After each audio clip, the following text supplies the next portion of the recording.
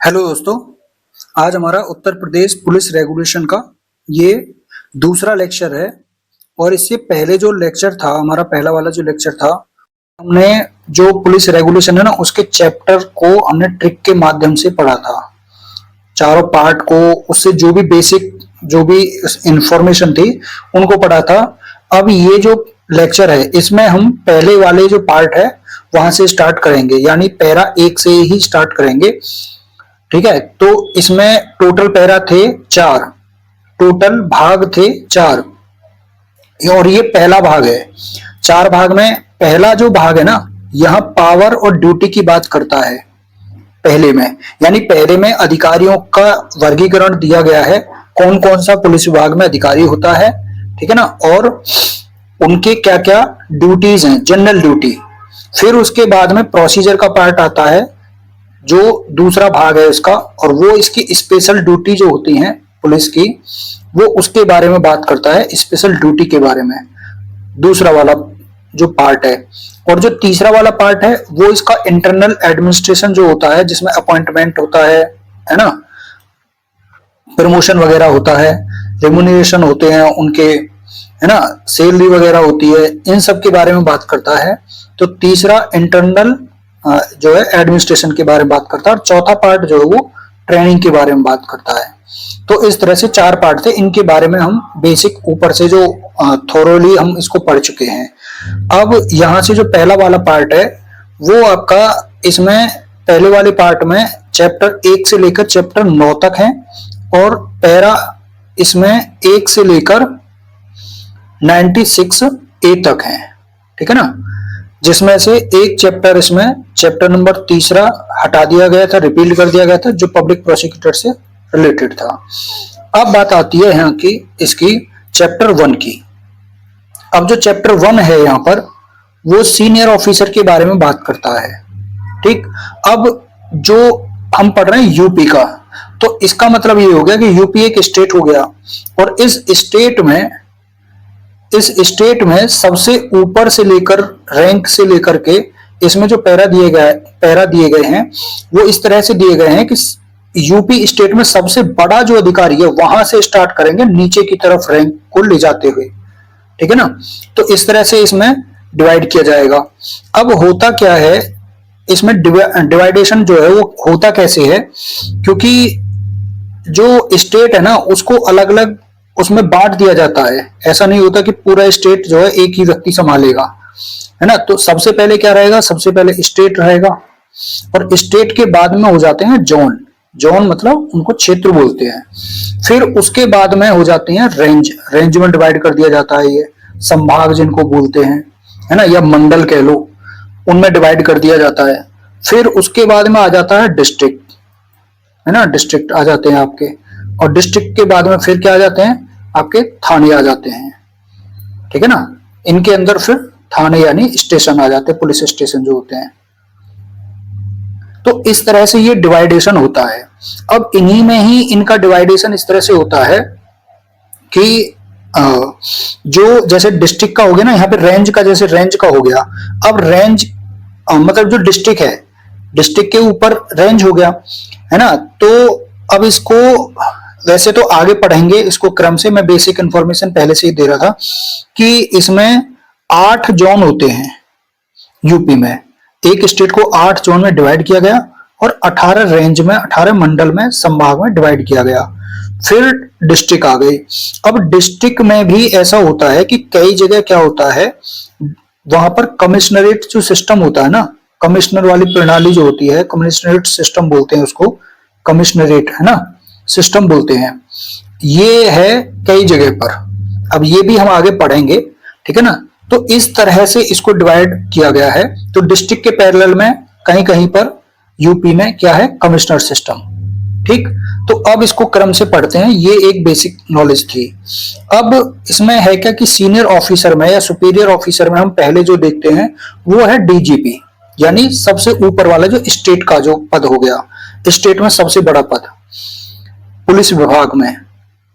तो यहां पर है डीजीपी। अब डीजीपी के संबंध में यहाँ पर हमको जो बेसिक नॉलेज, अब देखो ना, 554 पैरा अगर हमको पढ़ना है तो 554 पैरा में तो बहुत लंबा हो जाएगा, इसलिए जहां से प्री के क्वेश्चन बनते हैं, देखो इस चैप्टर से प्री के ही क्वेश्चन बनेंगे।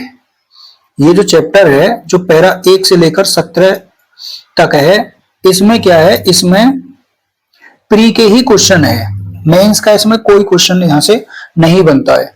और वैसे भी मेंस का जो क्वेश्चन बनता है बेसिकली वो 104 से यहां से स्टार्ट होते हैं मेंस के क्वेश्चन पैरा में अगर बात करें तो। उससे पहले यहां से जो पैरा से रिलेटेड जो क्वेश्चन है ना मेंस के, वो बहुत कम, कोई रेयर ही क्वेश्चन यहां से बनते हैं पैरा से रिलेटेड। अब उसके बाद में यहां पर जो प्री के क्वेश्चन है वो देख लेते हैं।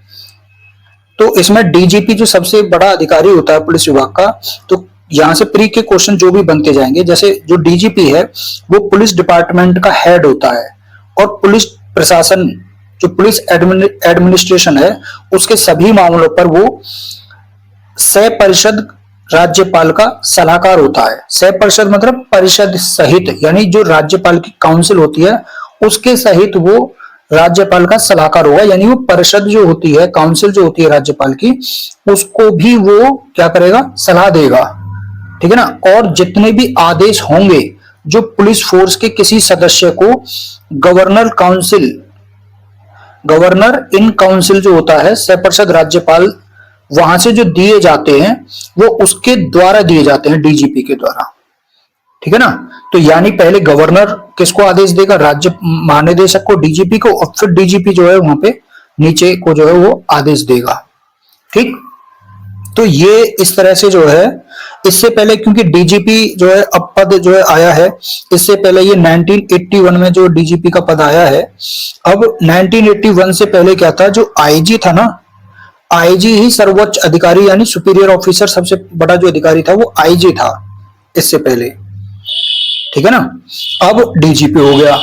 और जो श्री BN लाहिड़ी जो थे, लाहिड़ी कहते हैं या कहीं कहीं लाहिड़ी लिखा रहता है, वो पहले जो है आईजी थे यूपी के पहले आईजी थे, ठीक है ना। ये भी एक क्वेश्चन जैसे पहले कभी पूछा गया था एक बार, उससे रिलेटेड है। अच्छा, इसमें एक चीज और हम पढ़ रहे थे, जैसे डीजीपी है तो डीजीपी कौन सी रैंक का अधिकारी है ना। तो यहां पर हम पढ़ते हैं पुलिस रेगुलेशन का पैरा 397 और पैरा 398, है ना। तो उसमें क्या है, पैरा 397 में गजेटेड ऑफिसर जो होते हैं, गजेटेड जो ऑफिसर हैं वो पैरा 397 में है, और 398 में नॉन गजेटेड जो ऑफिसर होते हैं उनके बारे में प्रोविजन है। जो गजेटेड ऑफिसर हैं उनमें हम देखें तो आईजी सबसे बड़ा अधिकारी गजेटेड ऑफिसर के रूप में है, फिर डीआईजी है, फिर उसके बाद में एसपी है, फिर असिस्टेंट एसपी है यानी सहायक उप अधीक्षक जो होता है, सहायक अधीक्षक जो होता है, असिस्टेंट एसपी हो गया, और फिर डिप्टी एसपी, ठीक है ना। यहां पर फिर डिप्टी एसपी, ये हो गए जो गजेटेड ऑफिसर है। और जो नॉन गजेटेड ऑफिसर है उसका जो सबसे बड़ा पद है वो है इंस्पेक्टर का, यानी निरीक्षक का जो होता है, और फिर सब इंस्पेक्टर हो गया, ठीक है ना। उसके बाद हेड कांस्टेबल हो गया, और फिर लास्ट में आपका कांस्टेबल हो गया। ये नॉन गजेटेड ऑफिसर हैं, ठीक। तो अब जो डीजीपी है, डीजीपी का जो पद है वो गजेटेड ऑफिसर में यहां पर नहीं था, लेकिन इसको गजेटेड ऑफिसर में ही मानते हैं, ठीक है ना, क्योंकि पहले उसमें आईजी दे रखा है और जो डीजीपी का पद है वो बाद में जोड़ा गया है ना, इस हिसाब से। तो इससे रिलेटेड जो इसमें क्वेश्चन है वो यही बनते हैं कि सह परिषद राज्यपाल का जो सलाहकार है वो कौन होता है, और जो आदेश हैं राज्यपाल के द्वारा, सह परिषद राज्यपाल के द्वारा, किसके माध्यम से दिए जाते हैं, डीजीपी के माध्यम से दिए जाते हैं, ठीक है ना।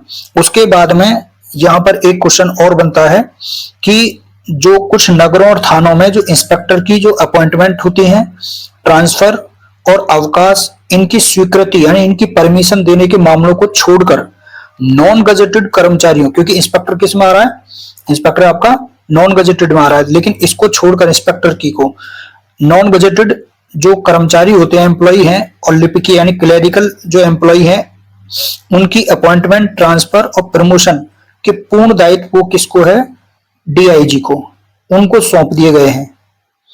ठीक है ना। तो यहां से ये जो पहले थे अब वो डीआईजी को सौंप दिए गए हैं, पहले जो है वो आईजी को थे, है ना। तो ये किसको सौंप दिए गए हैं, डीआईजी को। अब जो इसमें मेन है वो है डीजीपी का पद नाम क्या होता है। तो इसमें अलग अलग नाम पद नाम होते हैं डीजीपी के। जैसे अगर हम पुलिस का हिसाब से देखें तो डीजीपी और आईजी पुलिस, यानी यहाँ पे पद नाम क्या होगा, महानिदेशक और महानिरीक्षक पुलिस। इसका हेडक्वार्टर कहाँ है, लखनऊ।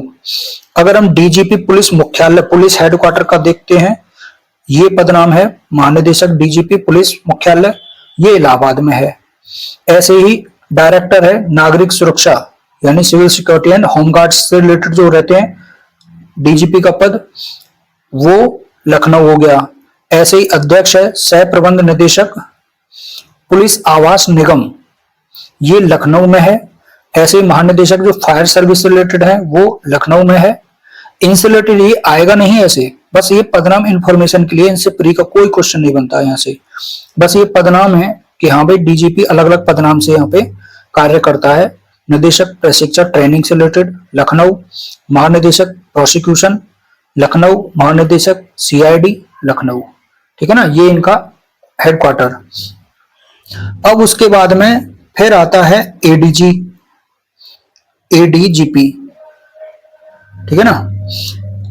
अब ये जो हैं एडीजीपी, ये भी अलग अलग नाम से इनके हेडक्वार्टर हैं, क्योंकि डीजीपी के नीचे कौन रहेगा, एडीजी। ठीक है ना। और ये इस तरह से अलग अलग डिपार्टमेंट हैं इसके। जैसे रेलवे के एडीजी अलग हो गए, मानवाधिकार हो गया, पर्सनल कार्मिक हो गया, टेक्निकल सर्विस से रिलेटेड हो गए, इकोनॉमिक जो ऑफेंस होते हैं ब्रांच उसकी उससे रिलेटेड हो गए, यानी अलग अलग हो गए ये। ठीक है ना। और उसके बाद में फिर आता है जोन। स्टेट को फिर जोन में किया गया। तो जोन का जो प्रधान होता है, हेड होता है, वो कौन होता है, आईजी। और जोन कितने हो गए यहाँ पे, टोटल 8। ठीक है ना। तो 8 अलग अलग जोन हो गए। लखनऊ हो गया, बनारस हो गया, कानपुर सिटी हो गया, मेरठ हो गया, गोरखपुर हो गया, बरेली हो गया, इलाहाबाद हो गया और आगरा हो गया। ये 8 जोन हो गए। ठीक। उसके बाद में कुछ यहां पर फिर जोन आईजी जो है ये पीएसी के मैटर में हो गए, है ना। जैसे ईस्ट जोन, वेस्ट जोन और मध्य जोन यानी मीडियन जो होता है आपका, ये लखनऊ है। मध्य पश्चिमी जोन आपका वेस्ट आपका मुरादाबाद है और पूर्वी आपका लखनऊ है, उसका हेडक्वार्टर पीएसी का। और कुछ रेलवे जोन होते हैं, उनके जो आईजी हैं रेलवे जोन के, जैसे लखनऊ जोन और इलाहाबाद जोन, 2 जोन हैं रेलवे के। ठीक है ना।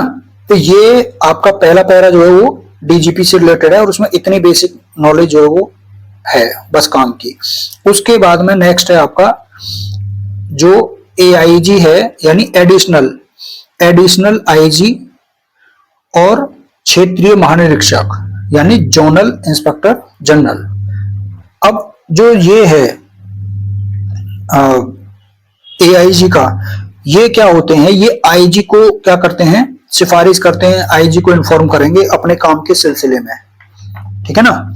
तो इसमें बस कितना काम का है कि जो एडिशनल जो पुलिस महानिरीक्षक यानी आईजी होता है, अपने अधीनस्थ जो क्षेत्र हैं, इसके सबऑर्डिनेट जो जोन होते हैं, उनके प्रभारी जो होते हैं, हेड जो होते हैं, इंचार्ज जो होते हैं, और उनका सुपरविजन अधिकारी होता है। कौन होता है, अपने अधीनस्थ क्षेत्रों के जो भी इंचार्ज और सुपरविजन ऑफिसर, वो एआईजी होता है। ठीक है ना। और ये क्या करते हैं, इनके क्षेत्रों में जो भी कार्य होंगे पुलिस विभाग से संबंधित, वो किसको मार्गदर्शन करेंगे या सिफारिश करेंगे, वो करेंगे डीआईजी को। एआईजी किसको देंगे, डीआईजी को इन्फॉर्म करेंगे। ठीक है ना। अब इनके अंतर्गत में कौन कौन से इस तरह से कार्य होते हैं, जैसे जो बेसिकली है जोन मतलब मंडल, यहां पर जो दे रखा है, वैसे ये रेंज होता है मंडल का। नॉन गजेटेड ऑफिसर जो होते हैं उनका ट्रांसफर, यानी इंस्पेक्टर रैंक से नीचे के और इंस्पेक्टर का ट्रांसफर हो गया बेसिक। उसके बाद में इनके जोन में जो भी कर्मचारी है उसका प्रतिवेदन, यानी जो भी एप्लीकेशन वगैरह देना है, अपील, रिवीजन यानी पुनरीक्षण, पिटीशन जो भी है उनका निस्तारण करना, ठीक है ना। छुट्टियां देना, जो भी मंडल के गजेटेड ऑफिसर है उनको आकस्मिक अगर अवकाश पड़ता है तो वो स्वीकार करना। जो अब तक किस पे था, आईजी स्वीकार करता था, वो अब एआईजी करेगा, ठीक है ना। तो ये बेसिकली इनमें से दो काम है ना वो प्री में पूछे जाते हैं, एक तो ये वाला और एक यहां पर ट्रांसफर वाला, ठीक है ना। इन दो को आपको याद रखना है बस। उसके बाद में और ये जो एआईजी का पद है ना यहाँ पे अतिरिक्त वाला, ये आपका 1981 में यहां पर जोड़ा गया था, ठीक है ना। 1981 में यहां पर ये जोड़ा गया था 8 जुलाई से, ठीक है ना। अब उसके बाद में चलते हैं पैरा नंबर 2। पैरा नंबर 2 जो है वो है आपका डीआईजी से रिलेटेड। अब जो डीआईजी है इसमें भी क्या पढ़ना है हमें इंपॉर्टेंट, जो पैरा 2 है वैसे इसमें ना कैटेगराइजेशन है एक तरह से। कैटेगराइजेशन कैसे है कि पहला वाला जो पैरा था वो डीजीपी से रिलेटेड है, दूसरा वाला एआईजी से रिलेटेड है, फिर मतलब एक ये जो पैरा है वो एआईजी से रिलेटेड है, फिर 2 और 3 ये डीआईजी से रिलेटेड है, ठीक है ना, ये डीआईजी से रिलेटेड है। उसके बाद में जो 4 नंबर पैरा है वो डीआईजी रेलवे पुलिस से रिलेटेड है, डीआईजी का रेलवे पुलिस से। इस तरह से आपको अलग अलग पैरा जो है वो बना लेने हैं, ठीक है ना, क्योंकि इतने बड़े चैप्टर को आप कैटेगराइज करना, एक एक पैरा ऐसे नहीं पढ़ना है कि क्रम से आप ऐसे पढ़ते जाओ, ठीक है ना। उसके बाद में जैसे 5 नंबर जो पैरा है वो कमिश्नर से रिलेटेड है, 5 नंबर पैरा कमिश्नर से है। फिर यहां पर जो नेक्स्ट पैरा आएगा वो डीएम से रिलेटेड, यानी जो 6 से लेकर 11 नंबर पैरा तक डीएम से रिलेटेड रहेगा, ठीक। और फिर 12 से लेकर 16 तक वो एसपी से रिलेटेड रहेगा। और 17 नंबर जो पैरा है वो आपका असिस्टेंट एसपी और डीएसपी, ठीक है ना, असिस्टेंट एसपी और डीएसपी। इस तरह से 17 जो पैरा है वो इस तरह से डिवाइड है, तो आपको ऐसे करके पढ़ना है, ठीक। अब पढ़ते हैं पैरा नंबर जो 2 था हम जिस पे थे। पैरा नंबर 2 में आपको एक तो ये ध्यान रखना है कि डीआईजी का जो दायित्व है, यहां पर केवल दायित्व की बात हो रही है, जबकि इसमें इसकी ड्यूटी भी है और इसकी शक्तियां यानी पावर्स भी हैं। तो अगर क्वेश्चन ये आता है कि डीआईजी की ड्यूटीज और पावर्स वो किस पैरा में दी हुई हैं, तो पैरा नंबर 2, ठीक है ना। और ये होते क्या है, कुछ डीआईजी जिलों के जो परिक्षेत्र, परिक्षेत्र मतलब क्या बोलते हैं, रेंज। तो जो रेंज होता है, रेंज का जो प्रभारी होता है, इंचार्ज होता है, वो डीआईजी होता है कुछ जगह पर, ठीक है ना। और ये अपनी रेंज जो इसके अधीनस्थ, इसके सबऑर्डिनेट जो रेंज आती है उसके अधीन अपनी जो पुलिस है उसकी दक्षता यानी उसके स्किल के लिए ये रेस्पॉन्सिबल होता है, ठीक है ना। उसके बाद में अब यहां से जो इंपॉर्टेंट है फिर वो क्या है, उसमें वो हमें देखना है।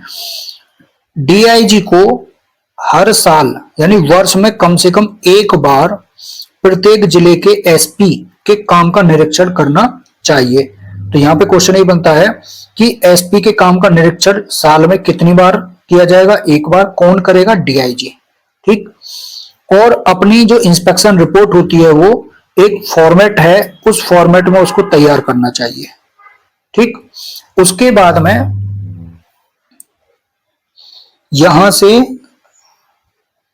फिर कोई इसमें क्वेश्चन यहां पे नहीं बनता है, ठीक है ना।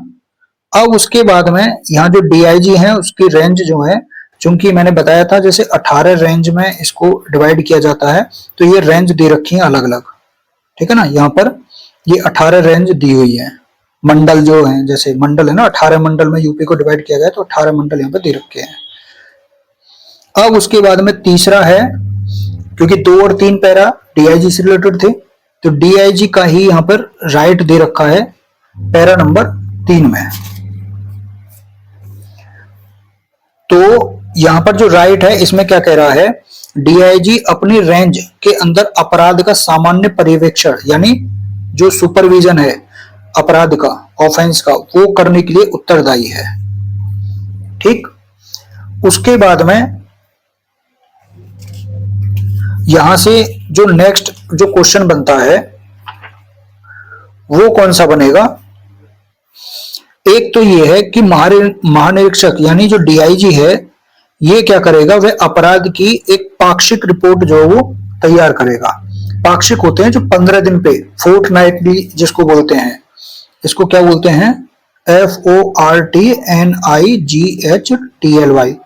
फोर्टनाइटली। फोर्टनाइटली बोलते हैं जो 15 दिन पे होती है पाक्षिक रिपोर्ट। जैसे पक्ष होते हैं ना, शुक्ल पक्ष, कृष्ण पक्ष, तो पाक्षिक रिपोर्ट आईजी को अपराध की जो फोर्टनाइटली रिपोर्ट जो होती है वो आईजी को यहां पर वो सौंपेगा। ठीक है ना।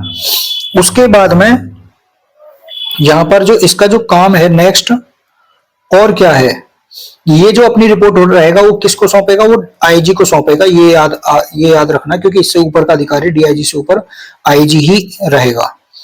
ठीक है ना। अब दूसरा ये क्या करेगा, उसके अलावा यहां पर जिले की वार्षिक प्रशासन रिपोर्ट को पाने पर जिले से जो भी इसको रिपोर्ट मिलेगी वो डीआईजी को अपने संपूर्ण रेंज का रिव्यू तैयार करना चाहिए और उसे आईजी के पास में भेज देना चाहिए। ठीक है ना। तो दूसरा काम इसका ये हो गया यहां पर। उसके बाद में यहां पर जो काम है इसका ट्रेनिंग से रिलेटेड ये काम है, ये इंपॉर्टेंट नहीं है जो पूछा जाता है, इतना ही काम इसका जो है वो पूछा जाएगा। ठीक। उसके बाद में नेक्स्ट है पैरा नंबर 4 जो डीआईजी रेलवे पुलिस है, यहाँ पर government railway police, para number 4। अब ये बस डायरेक्ट क्वेश्चन पैरा से इससे यही बनेगा कि डीआईजी गवर्नमेंट रेलवे पुलिस के जो ड्यूटी है वो कहां पर दिए हुए हैं, पावर ड्यूटी। तो गवर्नमेंट रेलवे पुलिस का जो इंचार्ज होता है, प्रभारी जो है, वो डीआईजी अपने इंचार्ज में, अपने चार्ज में जो रेलवे पुलिस डिपार्टमेंट के संबंध में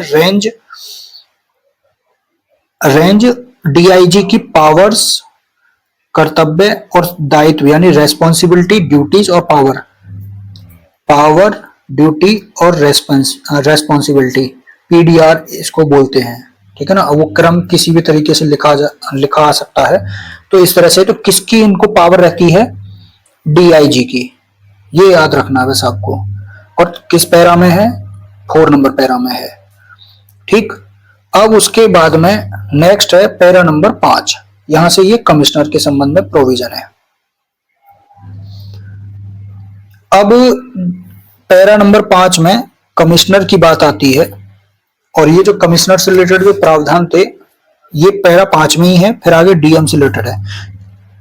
कमिश्नर शब्द जहां कहीं भी पुलिस रेगुलेशन में आएगा उसका मतलब है उसके अंतर्गत में मंडल के प्रभारी जो डिप्टी कमिश्नर रहेंगे, उप आयुक्त अथवा कलेक्टर, इनके नाम से वो जाने जाएंगे, यानी ये वो कहलाएंगे डिप्टी कमिश्नर अथवा कलेक्टर, रेंज के प्रभारी। और रेंज के यानी मंडल के कमिश्नर प्रशासन की अन्य शाखाओं, जो भी अन्य ब्रांच है मंडल के प्रशासन की, उसकी भांति पुलिस संबंधित मामलों में अपने रेंज के अंतर्गत में डीएम के ऊपर सुपरविजन की सामान्य शक्ति रखते हैं। यानी सिंपली क्या हो गया फिर ये, यानी जो डिप्टी कमिश्नर अथवा कलेक्टर रहते हैं ये डीएम के ऊपर रहेंगे। ठीक है ना, सुपरविजन करने के लिए। और जो भी वार्षिक प्रशासन प्रतिवेदन होता है यानी एनुअल एडमिनिस्ट्रेशन रिपोर्ट्स जो भी होती हैं संबंधी उनके कार्यों के लिए वो इस पैरा में दी हुई हैं, जो ऑफिस मैनुअल है इनका उसमें, ये वाला पैरा नहीं है, ये ऑफिस मैनुअल वाला पैरा है, उसमें रहेंगी। ठीक है ना। तो अब ये बात आती है कि कमिश्नरेट होता कहां पर है। ठीक है ना। तो बेसिकली होता क्या है, जो जैसे जो गृह मंत्रालय, होम डिपार्टमेंट है, गृह मंत्रालय है देश का,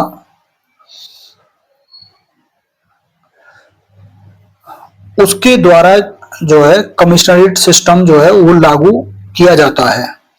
और बेसिकली ये क्या होता है, जहां 10 लाख या उससे अधिक की जनसंख्या वाला जो शहर होता है वहां पर कमिश्नरेट जो प्रणाली है वो लागू की जाती है। और यूपी में क्या है, यूपी में पहली बार जब कमिश्नरेट सिस्टम लागू हुआ था तो वो 1978 में लागू हुआ था। ठीक है ना। और कहां पे लागू हुआ था, कानपुर में। लेकिन फिर इसको बाद में क्या कर लिया गया, वापस कर लिया गया। अब जो बाद में जो लागू हुआ फिर वो हुआ था आगरा,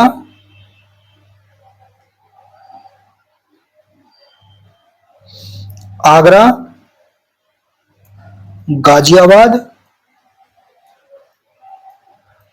और प्रयागराज, इनमें कमिश्नरेट सिस्टम लागू हुआ। और फिर 2020 में लखनऊ और जीबी नगर यानी गौतम बुद्ध नगर, इन दोनों में लागू हुआ। और फिर 2021 में ये कानपुर और वाराणसी, इस तरह से आगरा, गाजियाबाद, प्रयागराज, लखनऊ, जीबी नगर, कानपुर और वाराणसी, इन शहरों में कमिश्नरेट सिस्टम लागू है। अब जो कमिश्नरेट सिस्टम होता है उसमें क्या होता है,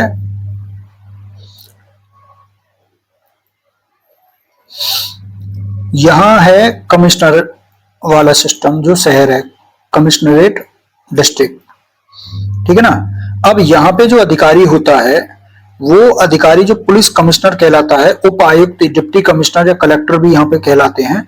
तो यहाँ जो वैसे जो रेंज में जो होते हैं, क्योंकि रेंज वाले होते हैं ना मंडल के प्रभारी उपायुक्त, तो रेंज का अधिकारी ही होगा। तो यहाँ पर जो रेंज का अधिकारी, एडीजी रैंक का अधिकारी जो होता है वो यहाँ पर पुलिस कमिश्नर होता है। ठीक है ना, वो यहाँ पर पुलिस कमिश्नर होता है। और जो आईजी जो होता है, जो जोन का अधिकारी होता है, वो तब पुलिस कमिश्नर नियुक्त किया जाता है जब डीआईजी रैंक का अधिकारी ना हो। ठीक है ना। और जो डीआईजी रैंक का अधिकारी होता है उसको यहां क्या किया जाता है, एडिशनल, अतिरिक्त पुलिस आयुक्त यानी एसीपी जिसको बोलते हैं, एडिशनल कमिश्नर ऑफ पुलिस यानी एसीपी, एसीपी इसको बोलते हैं। ये यहां पर होता है। उसके बाद में फिर आती है बात कि जो एसएसपी रैंक का अधिकारी होता है या फिर एसपी रैंक का अधिकारी होता है वो कमिश्नरेट सिस्टम में क्या होता है, डीसीपी होता है। और जो एएसपी रैंक का अधिकारी होता है वो यहां पर एडीसीपी होता है ना। और जो सर्किल ऑफिसर होता है या फिर जिसको हम डीएसपी कहते हैं, ये यहां पर असिस्टेंट कमिश्नर ऑफ पुलिस, सहायक उपायुक्त जिसको बोलते हैं, इस सहायक आयुक्त जिसको बोलेंगे। और फिर यहां पर जो एसएचओ रहेगा या जिसको हम इंस्पेक्टर भी बोलते हैं, वो जो रहेगा वो थानों में एसएचओ, कमिश्नरेट वाले जो जिले हैं उनमें भी एसएचओ ही रहता है, थाने में जो अधिकारी होता है। ठीक है ना। तो ये इनका कॉम्बिनेशन है, कोरिलेशन है, मतलब एक तरह से कि जो एडीजी रैंक का अधिकारी होता है वो यहां पर पुलिस कमिश्नर होता है। कभी कभी आईजी रैंक, आईजी भी जो है पुलिस कमिश्नर को जो है यहाँ पे अपॉइंट कर दिया जाता है, लेकिन जो डीआईजी होता है वो यहाँ पर एसीपी जो है अपॉइंट होता है। और एसएसपी और एसपी रैंक का जो अधिकारी है वो यहाँ पर डीसीपी होता है। ठीक, इस तरह से होते हैं। अब उसके बाद में यहां पर नेक्स्ट आता है पैरा 6। अब जो पैरा 6 है वो रिलेटेड है, क्योंकि जो डीएम से रिलेटेड प्रोविजन है वो 6 से लेकर कहां है 11 तक, ठीक है ना। 6 से लेकर 11 तक आपके जो है वो डीएम से रिलेटेड पैरा है। अब जो पैरा नंबर 6 है वो क्या कहता है, उसमें डीएम की यहां पर कर्तव्य और ड्यूटी, उसके कार्य और उसकी शक्तियां ये दी हुई हैं पैरा नंबर 6 में। तो पहला तो इसमें क्वेश्चन यही बनता है कि जिला मजिस्ट्रेट जिले के आपराधिक प्रशासन का प्रधान है, हेड है। तो पहला क्वेश्चन यही बन गया कि जिले के आपराधिक क्रिमिनल एडमिनिस्ट्रेशन का जो हेड होता है वो कौन होता है, वो डीएम होता है, पहला क्वेश्चन, ठीक। उसके बाद में जिले में मतलब गांव के जो चौकीदार हैं उनकी ड्यूटी का एलोकेशन जो होता है, आवंटन के संबंध में शक्तियां जो है वो किसको होती हैं, डीएम को होती हैं, ठीक है ना। जो ग्राम चौकीदार होते हैं उनको दंड देने के संबंध में भी शक्तियां किसको हैं, डीएम को हैं, ठीक।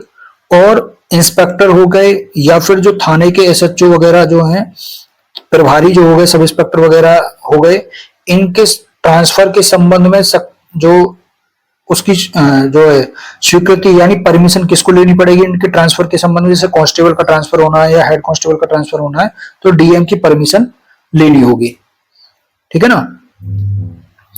उसके बाद में यहां पर जो नेक्स्ट है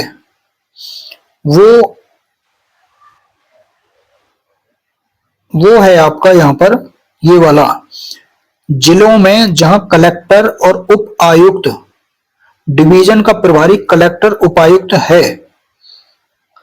तो इंस्पेक्टर और पुलिस थानों के प्रभारी अधिकारी जो होते हैं उनके ट्रांसफर के उनके कर्तव्यों का प्रयोग अतिरिक्त जिला मजिस्ट्रेट जो एग्जीक्यूटिव है, एडीएम जो होता है, उनके द्वारा किया जाता है। कहां पर, उन जिलों में जहां पर कमिश्नरेट सिस्टम जो है वो लागू है, ठीक है ना।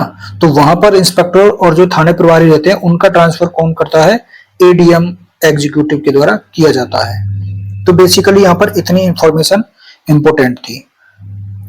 बहुत कम इनमें से इंफॉर्मेशन जो है वो एक एक लाइन की, दो लाइन की मुश्किल से इंफॉर्मेशन इसमें काम की होती है पैरा में।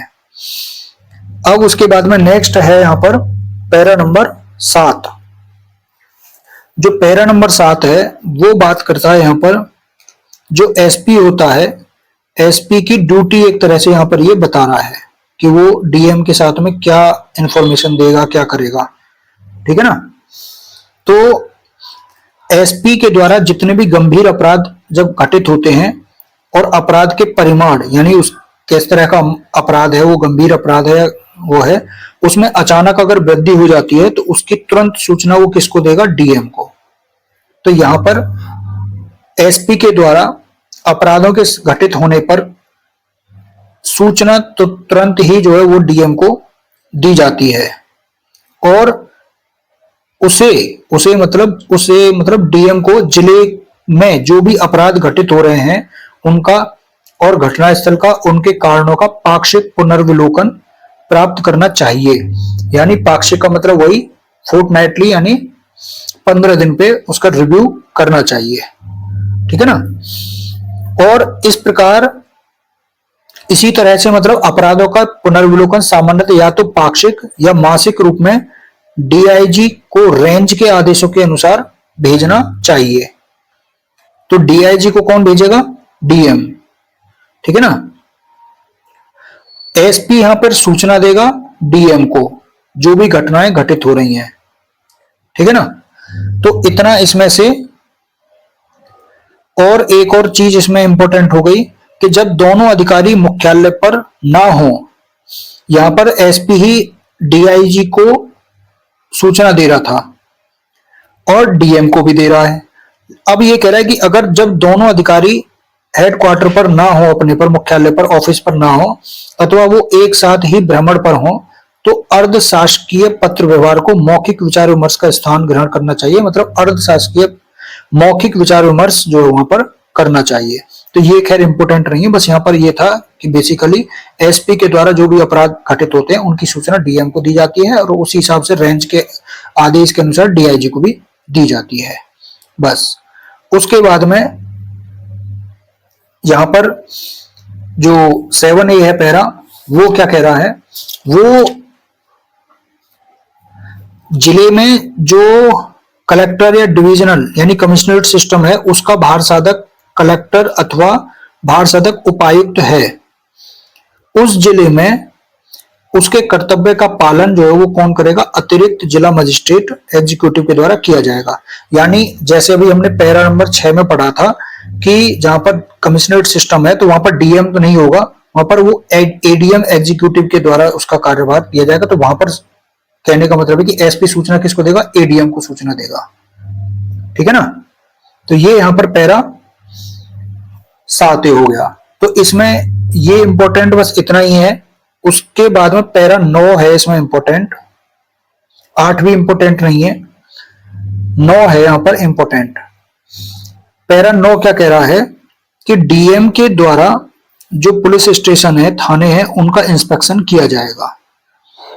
और किस तरह से किया जाएगा, डीएम को प्रत्येक पुलिस थाने का आर्थिक वर्ष में, वित्तीय वर्ष में एक बार इंस्पेक्शन करना चाहिए। ठीक है ना। और उन जिलों में जिनमें एडीएम अपॉइंटेड हैं वहां डीएम कम महत्व के पुलिस थानों का निरीक्षण कार्य उन्हें सौंप सकता है, एडीएम को। ठीक है ना। बाकी इसमें इंपॉर्टेंट 9 में जो है वो नहीं है, लेकिन बस इसमें याद रखना है आपको, एक फाइनेंशियल ईयर में एक बार निरीक्षण जो यहाँ पे करना चाहिए। बस इतना काम का है इसमें। उसके बाद में पैरा नंबर जो 10 है वो बात करता है अपराध रजिस्टर से अपराध का हटाया जाना या काटा जाना। ठीक है ना। तो पैरा नंबर 10 में कौन हटाएगा, तो जो भी क्राइम बुक होती है, अपराध पंजिका जो होती है, उससे किसी अपराध को निकाल देने के लिए डीएम की परमिशन आवश्यक होती है। सिर्फ किस बात को छोड़ करके, सिवाय रेलवे पुलिस मामलों को छोड़ करके। और चूंकि उनको कौन निकालेगा, वो डीआईजी पुलिस भार साधक रेलवे पुलिस की स्वीकृति वहां पर आवश्यक होगी। ठीक है ना। बाकी अपराध पंजिका से किसी अपराध को निकालने के लिए किसकी परमिशन आवश्यक है, डीएम की। किस पैरा में, पैरा 10 में। ठीक। अब उसके बाद में पैरा 10 के बाद में इंपोर्टेंट यहां पर जो है वो है पैरा 11। पैरा 11 क्या कह रहा है, लोक जमावों और जुलूस प्रोसेसन जो होता है और पब्लिक असेंबली जो होती है, उनका रेगुलेशन, अभियोजन और उनके लिए लाइसेंस ये कौन देता है। तो लाइसेंस देने में और जुलूसों का विनियमन करने में जो पुलिस एक्ट है उसकी धारा 30 के अंतर्गत में एसपी या सहायक अधीक्षक यानी असिस्टेंट एसपी की शक्तियां डीएम के कंट्रोल के अधीन प्रयोग की जाएंगी। ठीक है ना। तो ये बस इसमें इतना ही इंपॉर्टेंट है कि धार्मिक जुलूसों से संबंधित पैरा कौन सा है, धारा 11 है। और वहां पर लाइसेंस कौन देता है, तो वो डीएम देता है। ठीक है ना। वो हम पैरा 30 में भी हमने पढ़ा था पुलिस एक्ट में। उसके बाद में यहां पर जो इंपॉर्टेंट है वो है एसपी का पद। अब पैरा नंबर 12 यहां पर 12 और 13 किसके हैं, एसपी से रिलेटेड जो है क्या कहते हैं, मतलब 12 से लेकर 16 तक ये आपके एसपी के पद यहां पर रहेंगे। ठीक है ना। पैरा 12 क्या कहता है, पैरा 12 एसपी का जो रेस्पॉन्सिबिलिटी है उसके बारे में बात करता है। एसपी जिले के पुलिस बल का प्रधान है। पहला क्वेश्चन तो यही बनता है जिले के पुलिस फोर्स का जो हेड है वो कौन है, तो वो है आपका एसपी। दूसरा इसका कार्य क्या हो गया, इसकी दक्षता, अनुशासन और इसके कर्तव्य, यानी इसका डिसिप्लिन, इसकी स्किल और उसके जो पालन है, परफॉर्मेंस करने के लिए उत्तरदायी कौन है, एसपी है। ठीक है ना।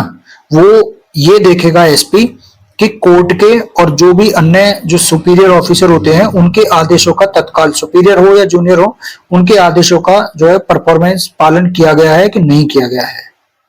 ठीक है ना। मजिस्ट्रेट को और पुलिस फोर्स के बीच में एक कड़ी के रूप में कार्य करता है एसपी। मजिस्ट्रेट और पुलिस फोर्स के बीच में सभी पत्र व्यवहार किसके माध्यम से किए जाते हैं? एसपी के माध्यम से। तो एक ये प्री का क्वेश्चन यहाँ पर बनता है, एक यहाँ पर ये वाला क्वेश्चन प्री का बनता है, ठीक है ना। उसके बाद में नेक्स्ट है यहाँ पर पैरा नंबर 13, एसपी की ड्यूटी, ठीक है ना, एसपी की ड्यूटी। और 12 में क्या था? एसपी का लाइबिलिटी, रेस्पॉन्सिबिलिटी या लाइबिलिटी, और ड्यूटी किसमें है? 13 में, ठीक है ना। एसपी जब ऑफिस पर हो, उसे सभी कार्य करने के दिनों में कार्यालय में यानी ऑफिस में उपस्थित होना चाहिए। उसे अपने ऑफिस में कार्यालय के सभी कार्यों को सामान्यतः करना चाहिए। तो यहां से जो क्वेश्चन अगर हम निकालेंगे कि यहां से क्वेश्चन कौन सा बनता है 13 में, तो वो है इंस्पेक्शन से रिलेटेड। एक तो ये है कि जिले में निवास करने वाले पुलिस पेंशनर से भी संपर्क जो है वो एसपी करेगा, ठीक है ना। और दूसरा ये है, ये वाला जो काम है ये है क्वेश्चन प्री का, एसपी को ये देखना चाहिए कि वार्षिक रूप में उसके जिले में प्रत्येक पुलिस स्टेशन का एक गजेटेड ऑफिसर के द्वारा पूर्ण रूप से इंस्पेक्शन, गजेटेड ऑफिसर के द्वारा पुलिस थानों के इंस्पेक्शन पर जो ज्ञापन होता है, मेमोरेंडम जो होता है, उसमें उल्लिखित रीति से कर लिया गया है। और वर्ष में कम से कम एक बार, ये क्वेश्चन फिर यहाँ पे बन गया है कि वर्ष में कम से कम एक बार उसे स्वयं पुलिस थाने का इंस्पेक्शन करना चाहिए। तो ये यहाँ से प्री का क्वेश्चन बनता है, ठीक है ना। उसके बाद में नेक्स्ट फिर आता है पैरा नंबर 14। इसमें यही यहां पर जो इंपॉर्टेंट था वो यही वाला था, ठीक। एक यहां पर ये वाली लाइन यहां पे आप देख लेना कि आबकारी मामलों के वार्षिक सम्मेलन में एसपी की व्यक्तिगत उपस्थिति अनिवार्य है। ये किस पैरा में है? पैरा नंबर 13 में, ठीक। उसके बाद में गोपनीय ज्ञापन पत्र, ये पैरा नंबर 14 है, गोपनीय ज्ञापन पत्र। इसमें ये इंपॉर्टेंट नहीं है। उसके बाद में नेक्स्ट है 15 और 16 इंपॉर्टेंट है। 15 बात करता है हिंदी ऑर्डर बुक की, 15 बात करता है हिंदी ऑर्डर बुक की, और ये डायरेक्ट क्वेश्चन प्री का बनता है कि हिंदी ऑर्डर बुक का जो संबंध है वो किस पैरा से है? तो पैरा नंबर 15 से। दूसरा, पहले ये इंग्लिश ऑर्डर बुक थी, प्रेजेंट में ये हिंदी ऑर्डर बुक है, जो कि रोजाना एक ऐसे अधिकारी के द्वारा लिखी जाती है जिसका पद इंस्पेक्टर से कम ना हो, ठीक है ना। यानी इंस्पेक्टर से ऊपर के जो अधिकारी होते हैं उसके द्वारा ये लिखी जाती है, और उस पर एसपी के हस्ताक्षर यानी सिग्नेचर होने चाहिए। और अगर वो नहीं है तो उसकी एब्सेंस में जो ऑफिस का जो भी बाहर साधक अधिकारी है उस पर, incharge of the police station या ऑफिस, उसके द्वारा सिग्नेचर किया जाना चाहिए, ठीक है ना। तो यहां पर ये इंपॉर्टेंट है बस। और एक है कि ये पुस्तक पूर्ण हो जाने के बाद 45 वर्ष तक सुरक्षित रखी जाएगी। तो हिंदी ऑर्डर बुक कितने वर्ष तक सुरक्षित रखी जाती है? 45 वर्ष तक, ठीक। अब उसके बाद में यहां से 16 नंबर पैरा है आपका क्राइम रजिस्टर जो होता है। अब ये जो क्राइम रजिस्टर होता है इसमें कॉग्निजेबल ऑफेंस जो होते हैं उनसे रिलेटेड रिपोर्ट जो है इसमें दर्ज होती हैं। सभी कॉग्निजेबल ऑफेंस जिनकी पुलिस थानों पर रिपोर्ट कर दी जाती है, एफआईआर जैसे होती है, तो उन्हें इंग्लिश क्राइम रजिस्टर में दर्ज किया जाता है। तो क्राइम रजिस्टर किस पैरा में है? पैरा नंबर 16 में, ठीक है ना। और इस क्राइम रजिस्टर में अपराध की कितनी श्रेणियां होती हैं, कितनी कैटेगरियां होती हैं? 6 श्रेणियां जो है होती हैं। ये आपको इसमें बस याद रखना है पैरा नंबर 16 में, ठीक है ना। उसके बाद में यहां से फिर आता है पैरा नंबर 17। इसमें से यही क्वेश्चन पूछा जाता है पैरा 16 में से। पैरा नंबर 17 आपका सहायक और उप अधीक्षक पुलिस जो है उनसे रिलेटेड है। सहायक और उप अधीक्षक यानी असिस्टेंट और डिप्टी एसपी यानी डीएसपी पुलिस के राइट्स और ड्यूटी के बारे में बात करता है पैरा नंबर 17, ठीक। पैरा नंबर 17 क्या कहता है कि सहायक और उप अधीक्षक जो होते हैं, असिस्टेंट एसपी और डीएसपी के किसी भी कार्य को वो कर सकेंगे। सहायक और उप अधीक्षक जो है वो एसपी के किसी भी कार्य को कर सकते हैं जिसे वे कानून या नियम द्वारा स्वयं करने के लिए बाध्य नहीं है। ठीक है ना, यानी जिसे एसपी करने के लिए बाध्य नहीं है उन्हें वो कौन कर सकता है, असिस्टेंट एसपी और डीएसपी। ठीक है ना, तो इसमें भी आपका जो है वो एक तो डायरेक्ट क्वेश्चन था, दूसरा यहाँ पर जो क्वेश्चन बनता है वो ये बनता है कि यदि मुख्यालय में कोई भी गजेटेड ऑफिसर नहीं है वहां पर, तो एसपी अपने पद का कार्यभार मुख्यालय के इंस्पेक्टर में से किसी अंग्रेजी के जानकार इंस्पेक्टर को दे सकता है। ठीक, उसके बाद में यहां पर कोई ऐसा वो नहीं है पैरा नंबर 17 में कि जो इंपॉर्टेंट हो। ठीक है ना, अब यहां से एक जो क्वेश्चन बनता है वो है पैरा नंबर 17 ए, और पैरा नंबर 17 ए जो है वो निकाल दिया गया है 27/3/1974 से, जो कि पब्लिक प्रोसिक्यूटर से रिलेटेड था, सीनियर पब्लिक प्रोसिक्यूटर से। ठीक है ना, अब इससे आगे जो है वो है चैप्टर नंबर 2, जो कि रिजर्व इंस्पेक्टर और रिजर्व सब इंस्पेक्टर के बारे में बात करता है। तो वो पढ़ेंगे हम कल को। जो भी इसमें बस प्री के क्वेश्चन है ना वही पढ़ने, एक एक दो दो लाइन के। अभी जब तक आपका भाग 2 स्टार्ट नहीं होता तब तक इसमें से बहुत बेसिक 1 लाइन का 2 लाइन का, मुश्किल से कोई 1 लाइन का ही क्वेश्चन ज्यादातर इस यहाँ से बनेंगे। और ज्यादातर जो क्वेश्चन बनते हैं वो बनते हैं इंस्पेक्शन से रिलेटेड, वर्ष में कितनी बार कौन जो है इंस्पेक्शन करेगा, है ना, यहाँ से, और सीनियर ऑफिसर किस, हेड कौन किसका है, रिपोर्ट कौन किसको सौंपेगा, है ना, और कोई ड्यूटी अगर है ऐसी इंपॉर्टेंट तो वहां से ड्यूटी से बन जाएगा। बाकी तो डायरेक्ट पैरा से रिलेटेड आ जाएगा कि हिंदी ऑर्डर बुक किसमें है, क्राइम रजिस्टर किसमें है, आईजी किसमें है, डीजीपी किसमें है ना, डीएम किसमें है, कमिश्नर किसमें है। तो इस तरह से ये क्वेश्चन बनाएंगे। ठीक, तो आज के लिए इतना ही, बाकी हम कल पढ़ेंगे चैप्टर नंबर 2 से। Okay, thank you so much.